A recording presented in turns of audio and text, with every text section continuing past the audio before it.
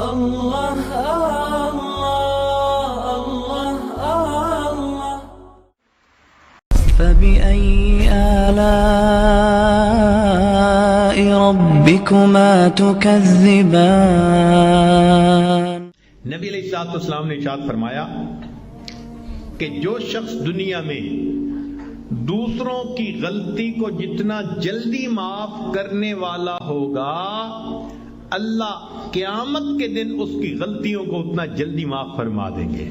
اور دوسری حدیث پڑھ کے تو ڈر لگتا ہے۔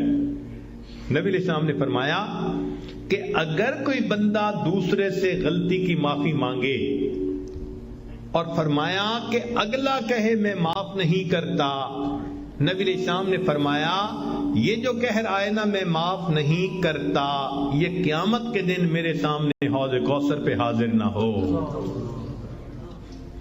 یعنی دوسرے لفظوں میں اللہ کے حبیب صلی اللہ علیہ وسلم نے فرمایا میں اس بندے کی شکل نہیں دیکھنا چاہتا۔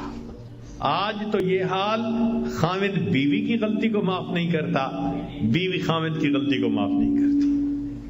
اللہ اکبر کبیرہ۔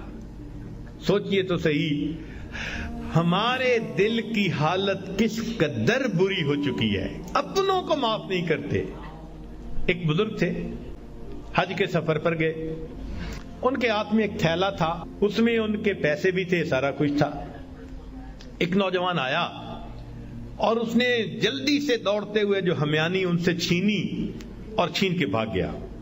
اللہ کی شان کہ جس نے ہمیانی چھینی تھی نا، یہ تھوڑی دور آگے گیا تو اچانک اس کی آنکھوں کی بینائی چلی گئی۔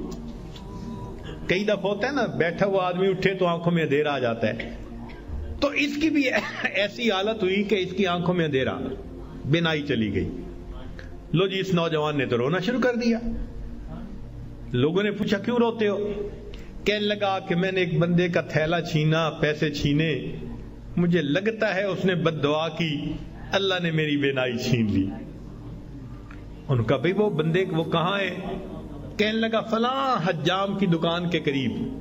تو جب اس بندے کو بتایا کہ بھئی وہ بڑے میاں آ گئے، لوگوں نے بھی کہا معاف کر دیں، نوجوان نے بھی کہا پلیز مجھے معاف کر دیں، وہ کہنے لگے میں نے تو اسی وقت ہی معاف کر دیا تھا۔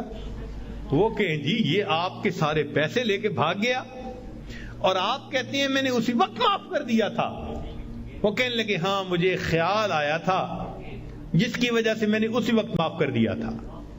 تو لوگوں نے پوچھا کیا خیال آیا تھا؟ تو وہ بڑے میاں کہنے لگے کہ جب یہ میرا تھیلا لے کے بھاگ گیا تو میرے ذہن میں خیال آیا قیامت کا دن ہوگا اور میں اگر اللہ کے سامنے مقدمہ پیش کروں گا تو اس بندے سے حساب لیا جائے گا، اور جتنی دیر میرے اور اس کے مقدمے کے فیصلے ہونے میں لگے گی، آقا صلی اللہ علیہ وسلم نے فرمایا میں امت کا حساب مکمل ہونے سے پہلے جنت میں نہیں جاؤں گا۔ تو خیال آیا کہ جتنی دیر میرے مقدمے میں لگے گی، میری وجہ سے میرے آقا صلی اللہ علیہ وسلم کو جنت میں جانے میں دیر لگے گی، میں نے معاف کر دیا، نہ مقدمہ پیش ہوگا نہ میری وجہ سے میرے آقا کو دیر لگے گی۔ آج ہماری اگر یہ سوچ بن جائے تو ہم ہر ایک کو معاف نہ کر دیں کہ ہماری وجہ سے تو ہمارے آقا کو دیر نہ لگے نا جنت میں جانے میں۔ ہم بھی اپنے گھروں میں اپنی بیٹی کو، اپنے بیٹے کو، اپنی بیوی کو، اپنے بھائی کو غلطیاں ہو جاتی ہیں، باتیں ہو جاتی ہیں، تو بجائے دلوں میں کینہ رکھنے کے اور بجائے دلوں کے اندر دشمنی پالنے کے، ہم اللہ کے لیے معاف کرنے کی عادت ڈالیں۔ یہ نبی علیہ الصلوۃ والسلام کی عادت مبارکہ ہے۔ اللہ ہمیں اس سنت پر عمل کرنے کی توفیق عطا فرمائے، اور اس کے بدلے اللہ قیامت کے دن ہمارے قصوروں کو معاف فرما دے۔ میرے دوستو، ہم اس کے زیادہ محتاج ہیں۔ دوسرے نے تو ایک غلطی کی ہوگی اور ہم نے پتہ نہیں اللہ کے کتنے گناہ کیے ہیں۔ اگر ایک غلطی کو معاف کرنے پہ وہ پروردگار سب گناہوں کو معاف کر دے تو سستا سودا ہے۔ اس لیے جب بھی کوئی معافی مانگے یا نہ بھی مانگے اللہ کی رضا کے لیے اللہ کے بندوں کو معاف کر دیا کرو. اللہ تعالی ہمیں اس صفت کے ساتھ بقیہ زندگی گزارنے کی توفیق عطا فرمائے. وآخر دعوانا ان الحمد للہ رب العالمین.